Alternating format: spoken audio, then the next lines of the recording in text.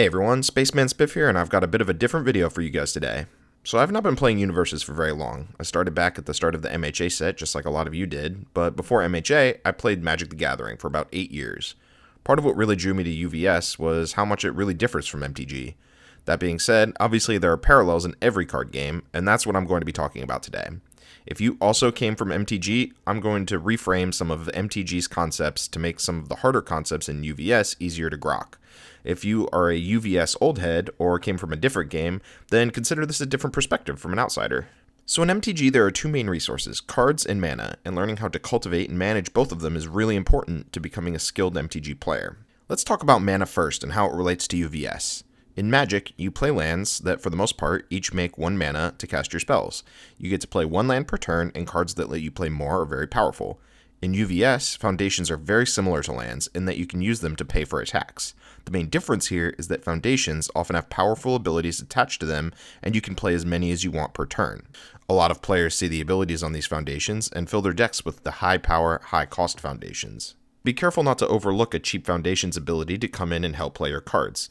Getting to play a cheap foundation when a more expensive one wouldn't pass the check is very powerful. I never play less than 7 0 difficulty spam foundations because it's very important to see one in your opening hand.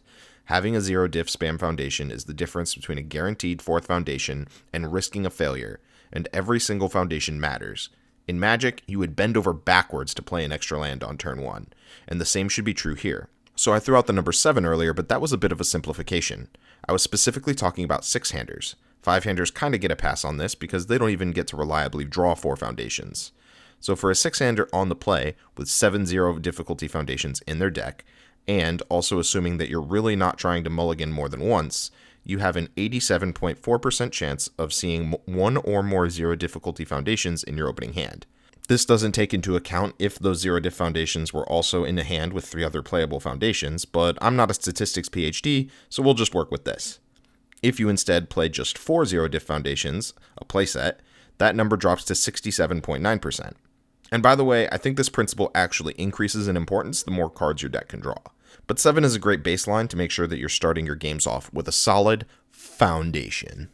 Next up, card advantage. Card advantage is a universal concept that works a little differently in UVS, where players start the game with varying hand size and draw back up to it each turn. It's still very important to have ways to draw cards in your deck, but there's another way to gain card advantage that might be unintuitive at first to someone coming from MTG, and that's finding the turns where you shouldn't attack. Your attacks are the only outlet through which your opponent may interact on your turn. If you do not attack, your opponent cannot play enhances, and they cannot play cards from their hand. Let's look at a hypothetical scenario so I can demonstrate how to get card advantage out of this quirk in the game. In this scenario, there are 2 players, a 7-hander, player 2, and a 6-hander, player 1, but they both have no cards in hand. Player 2 starts their turn and draws 7 cards, 2 attacks and 5 foundations. The 2 attacks aren't enough to kill, but they play them anyway and hope to win on the next turn. They also play one of the foundations, but hold up a nice well-rounded hand of 4 blocks, so that player 1 can't hurt them. On player 1's turn, they draw 6 cards, 2 attacks, and 4 foundations. Now if player 1 attacks, player 2 has the chance to use 2 of the cards in their hand to block, and then on their turn, review a card, letting them see 6 additional cards. But if we instead build 4 foundations and pass the turn without giving them the opportunity to block, they get to review 1 card and only draw 4 for the turn. Leaving cards dead in your opponent's hand is a great way to deny them the attacks they need to kill you. This is just something that has no real parallel in MTG. This next topic is going to be slightly controversial. I don't know why it's controversial, but a number of people I've witnessed on Discord and in comment sections are very passionate about it. Deck size. I personally do not play more than 50 cards basically ever. However, as you may have noticed, most decks that have topped in the few big tournaments we've had contained more than 50 cards. And you might be saying, well, Spiff, that's it right there. If most decks are topping with high card counts, then that must be right. You can't argue with results. Well, hold on there, Mr. Strawman. There's 2 factors at play here. First, while I don't have hard numbers, most people just play more than 50, and the edge I think you gain from playing 50 is not large enough to just dominate. Second, most of the people that advocate for large deck sizes are longtime players, many of which are very skilled and can win with a ham sandwich. I am not here to come in and tell people that they don't know how to play their game and that they should do things my way. No. I'm here to explain to the people like me who come from other games why so many decks play above minimum, and why I think you should probably just stick to 50.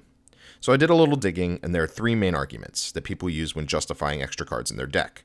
having more options, getting a better attack foundation ratio, and seeing more cards through checks. Let's start with the last one first because it's the weakest of the three reasons. So the explanation behind this one is because you discard so many of your cards through checking, extra filler cards added to the deck help you draw the cards you need by keeping them in the deck longer. Basically, if you play 50, you're more likely to check the cards you need to draw. This one seems to make sense at first glance, but there's a concept in MTG called milling, where cards are taken from your library and put directly into your discard pile. And if we compare this argument to how players approach milling, we can clear everything up. In MTG, new players are loath to milling themselves, and given the choice, will usually opt to mill their opponent.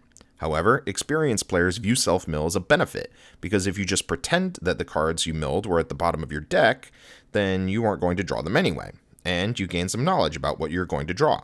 Having a smaller deck improves this information, as every card removed from your deck increases the confidence in predicting your possible draws.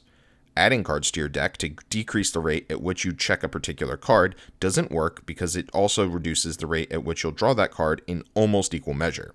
I say almost because you're actually guaranteed to draw more cards than you check, so any consistency you gain from a smaller deck is slightly amplified relative to checking. The next argument I've heard is that adding extra cards to your deck can get you a perfect ratio of attacks to foundations. This is a little harder to refute since I don't have examples of the exact ratios that people are trying to hit. There is, however, one ratio that will almost always get worse with extra cards, and that's how many of your foundations are spam. This is a problem that will be alleviated as the card pool deepens, but currently 2 symbols only have 1 0 difficulty foundation, and 3 symbols only have 2. And only a few of these 0 diffs actually have useful effects, meaning you either need to add more useless cards to your deck to ensure a good turn 1 build, or in some cases, you just don't have enough to add. The same is true at 1 difficulty slot as well, where most of the useful cards are already being played, so most of the time the foundations that are being added to improve your foundation to attack ratios are diluting your spam to high cost foundation ratios, and making your turn 1 build worse. I believe that your turn 1 build is the most important turn to prepare for in deck building, as it will affect 100% of your games. The last argument is that 50 cards is too restricting to the options you get for attacks. If you run 16 attacks in a 50-card deck, you are limited to 4 attacks if you play 4 ofs. That is constricting, but just play 3 ofs. Play some 2 ofs. If you need more options, going up to 60 cards is going to make you draw your individual attacks less frequently anyway, so at least you can keep your very best attacks at 4, and do some trimming where you can. Making cuts is hard, but winning card game tournaments is about taking advantage of tiny edges. This is my biggest takeaway from Magic, where 2,000 player tournaments used to be the norm. The best players had win percentages in the 60s and were fighting tooth and nail for a fraction of a percent of win percentage. As MHA and Universes grows, spiking tournaments will get harder and harder. Players that can eke out that 0.5% of consistency will be rewarded in the long run. But Universes is a game with so many variables, and where you choose to squeeze out your advantage is totally up to you. I'm just here presenting my case as an outsider for now, so that others can build on my ideas. A rising tide raises all ships, and I look forward to growing as a Universes player with all of you.